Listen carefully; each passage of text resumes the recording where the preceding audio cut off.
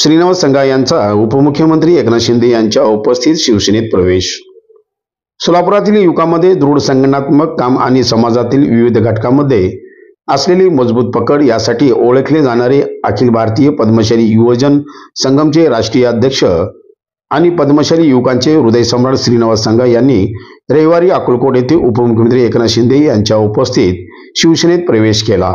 श्रीनिवास संघा यांच्या प्रवेशामुळे सोलापूर शहरात शिवसेना शिंदे गटाची ताकद लक्षणीयपणे वाढणार असून त्यांच्या नेतृत्वातून शहरातील हजारो युवक पक्षात सक्रिय होण्याची अपेक्षा व्यक्त होत आहे।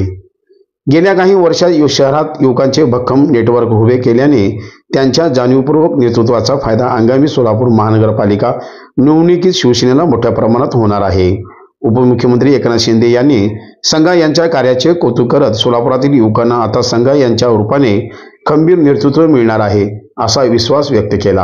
अक्कलकोट दुधनी व मैंदर्गी नगरपालिका निवडणुकीच्या अक्कलकोट प्रचार सभेसाठी शिंदे उपस्थित असताना श्रीनिवास संघा यांनी पक्ष प्रवेश केला।